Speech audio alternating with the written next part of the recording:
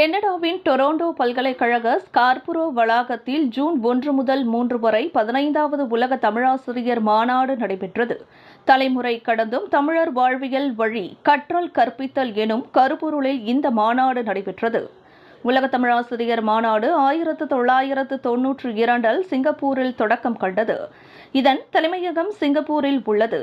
இது பல்வேறு நாடுகளில் மாநாடுகள் நடைபெற உதவியும் ஆலோசனையும் வழங்கியும் வருகிறது.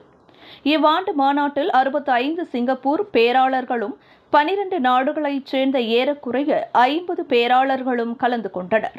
மேலும் கனடாவைச் சேர்ந்த 200 பேராளர்களும் பங்கு பெற்றனர் என்று உலக தமிழாசிரியர் பேரவையின் தலைவரான சாமி கண்ணு கூறினார்.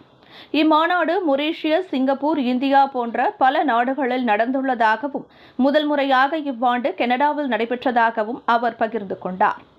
தமிழ் கற்றல் கற்பித்தலில் புதிய அணுகுமுறைகளும் சிந்தனைகளும் தமிழை 2ஆம் 3ஆம் மொழியாக பயிலும் மாணவர்களுக்கான கற்பித்தல் முறை, தமிழ் கற்றல் கற்பித்தலில் தகவல் தொழில்நுட்பத்தை பயன்படுத்துதல், பேச்சு புழக்கத்திற்கான முறை போன்ற தலைப்புகளில் கட்டுரைகள் படைக்கப்பட்டன. இம்மாநாடு மொரீஷியஸ், சிங்கப்பூர், இந்தியா போன்ற பல நாடுகளில் நடந்துள்ளதாகவும் முதல் முறையாக இவ்வாண்டு கனடாவில் நடைபெற்றதாகவும் அவர் பகிர்ந்து கொண்டார். தமிழ் கற்றல் கற்பித்தலில் புதிய அணுகுமுறைகளும் சிந்தனைகளும் தமிழை 2ஆம் 3ஆம் மொழியாக பயிலும் மாணவர்களுக்கான கற்பித்தல் முறை, தமிழ் கற்றல் கற்பித்தலில் தகவல் தொழில்நுட்பத்தை பயன்படுத்துதல், பேச்சு புழக்கத்திற்கான முறை போன்ற தலைப்புகளில் கட்டுரைகள் படைக்கப்பட்டன. இந்த பகிர்வு மிகவும் வித்தியாசமாக அமைந்தது. பேராளர்களின் பாராட்டையும் பெற்றதில் எனக்கு மகிழ்ச்சி என்றும் நல்லதொரு படைப்பை படைத்ததை எண்ணி மனநிறைவு அடைகிறேன் என திருவாட்டி கீதா கூறினார்.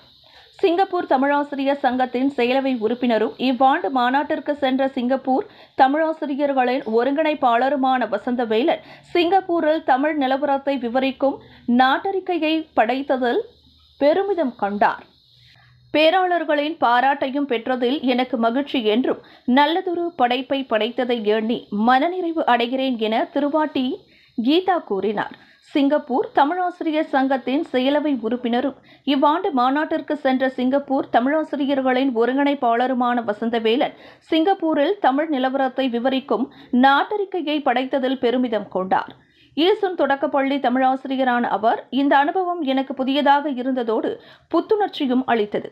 உலக மேடையில் சிங்கை தமிழ் மேலோங்கி திகழ்வது எனக்கு பேரின்பத்தை கொடுக்கிறது என்றும், மேலும் சிங்கப்பூரில் தமிழை வளர்க்க என்னை ஊக்குவித்துள்ளது என கூறினார். அடுத்து 16வது முறையாக உலக தமிழாசிரியர் மாநாடு 2026ஆம் ஆண்டு மலேசியாவில் நடைபெறும் என்றும் அவர் குறிப்பிட்டார்.